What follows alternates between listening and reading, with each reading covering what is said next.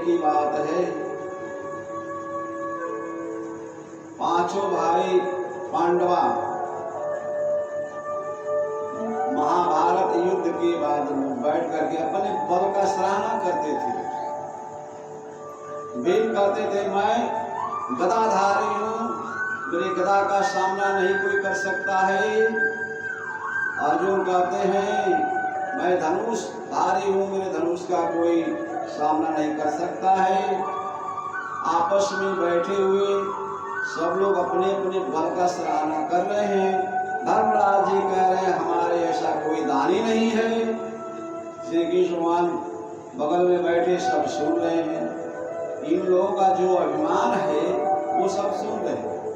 तो प्रभु को अभिमान देखा नहीं जाता, प्रभु अपने भक्त के अंदर का अभिमान को दूर कर देते हैं।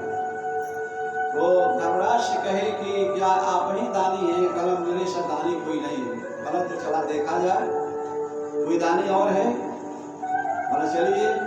तो दानी का पता लगाने के लिए श्री कृष्ण भगवान सात रूप बनाते हैं और धर्मराज को बाघ बना दिए और लेकर के एक साथ चल दिए। कहते चलिए मेरे साथ। चलते चलते चलते चलते लोग जा रहे हैं दानी के पास। दानियों में दानी उनके पास जा रहे हैं, उनके घर जा रहे हैं जिनका नाम है मोरध्वज राजा। मोरध्वज राजा के दरवाजे पर पहुंच रहे हैं, बाघ लिए साधु पहुंचते हैं। दरवाजे पर जब पहुंच गए वहां पर उनके द्वारपाल लगे हैं। द्वारपालों ने बोला महाराज कहाँ जाएंगे? कहना मैं मोरध्वज राजा के पास जाना है। कहना अनुमति लेना पड़ेगा अंदर जाने के लिए। कहना अनुमति ले लो। नौकर ने अनुमति लिया और कहा कि कोई साधु आया हुआ है और बाघ लिया साथ में, वो अंदर आना चाहता है। मोरध्वज राजा कहे आने दो, कोई अगर आता मेरे शरण में आता तो आने दो, दरवाजा खोलो।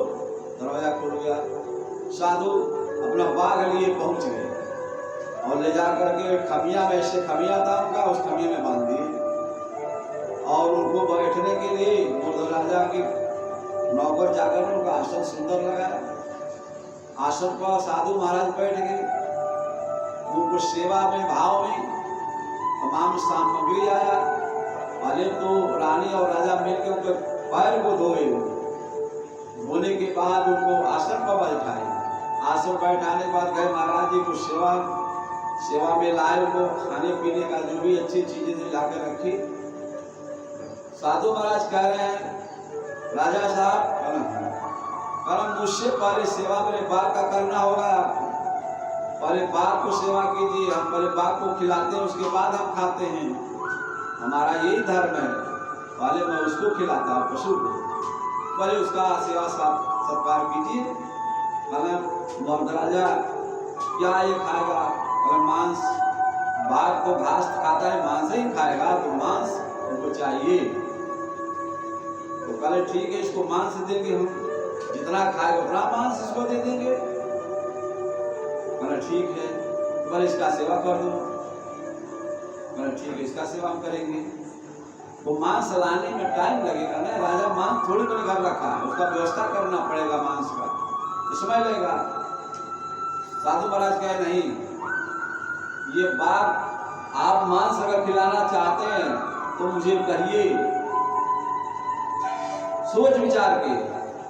और साधु महाराज को कहने में शॉर्ट टाइम लगती है, क्योंकि ये तो मांस उनके लड़के को मांस मांगना था खाने के लिए, कहने में भी संकोच है, धर्म संकट में टाइम भी लगता खाने में। जल्दी सीधे कह देंगे कि अपना लड़का को मार दें।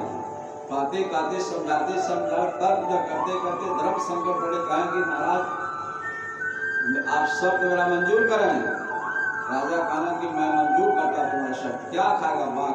वो मांस से खाता, उसको मांस समझते हैं।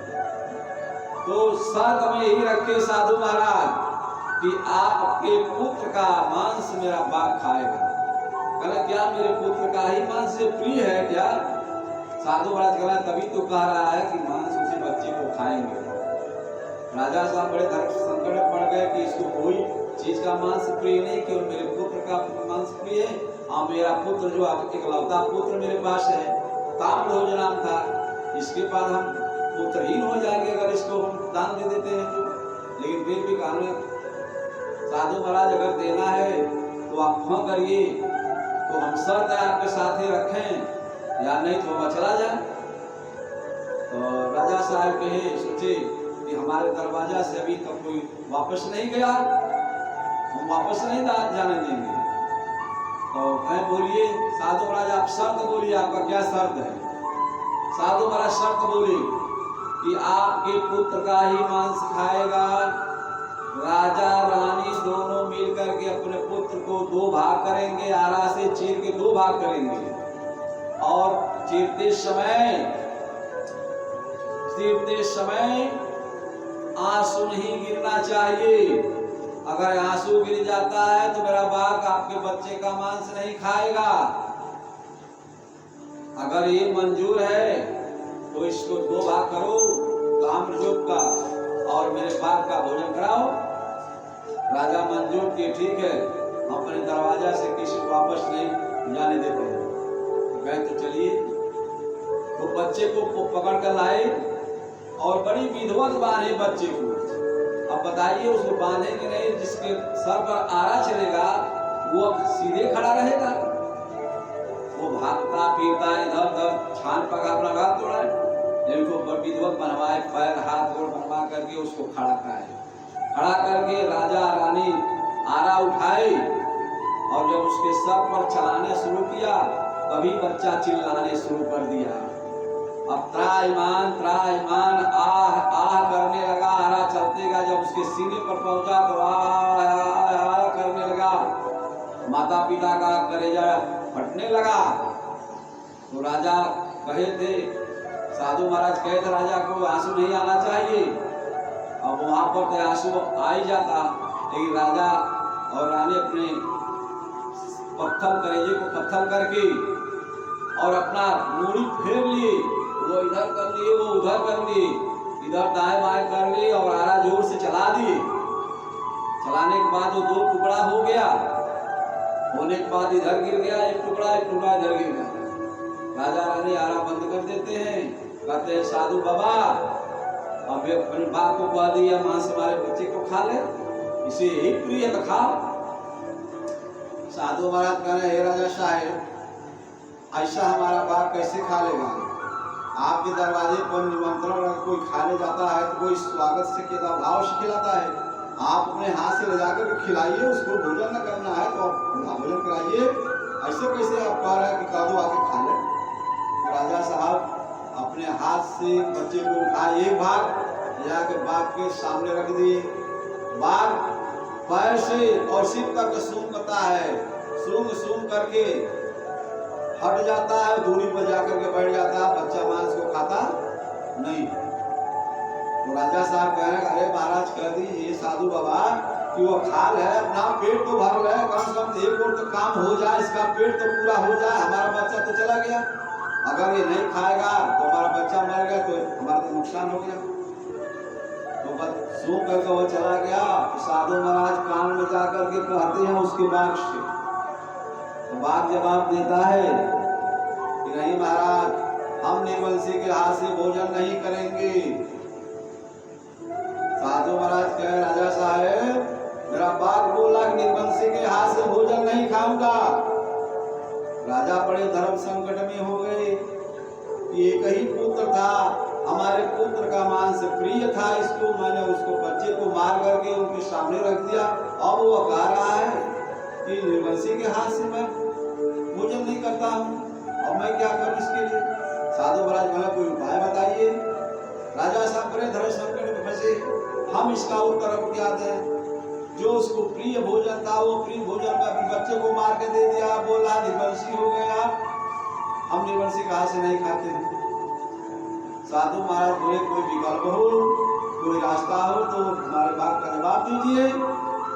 अब राजा साहब आगे पीछे नीचे ऊपर चारों ओर सोच रहे हैं, बड़े धर्म संकट में फंसे हुए, हम कौन सा उत्तर इसको दें? हम तो निर्वंशी हो चुके, अब वो बारह निर्वंशी के हाथ से नहीं खाएंगे तो हम क्या करें इसके विषय में? अब सोचने लगे, कोई उत्तर नहीं मिल रहा है। तो कह रहे हैं कि हम हम कौन से जवाब देंगे। तो राजा के समझ में आया, कहे इससे जान नहीं बचेगा। तो कह रहे हैं, नाथ सकल संपदा तुम्हारी, मैं सेवक समेत सुत नारी। प्रभु जी, ये सारी संपदा सारी आपकी है, ये मेरी नहीं है। ये कह रहे हैं, तन मन धन सब है तेरा, स्वामी सब कुछ है तेरा, तेरा तुझको अर्पण क्या लागे मेरा, क्या लागे मेरा। इस तन मन धन सब आपका, हमारा नहीं है। अगर हम आपको दे देते तो हमारा क्या लगता है, मैं लेकर के आया हूँ, मैंने लेकर के जाऊंगा, यहाँ मेरा कुछ नहीं है। तो साधु महाराज बोले प्रेम से प्रभाव से, हे राजा साहेब, जब यहाँ पर आपका कुछ नहीं रहा तो आप राजा बने हैं और दानी बने हैं, किसको दान देते हैं? अपना धन देते हैं, किसी और का धन दान देते हैं। जब आपका यहाँ कुछ रहा नहीं तो दान क्या देते हैं? बोलिए क्या दान दे? दानी किसके बने, किसका धन दान करते हैं?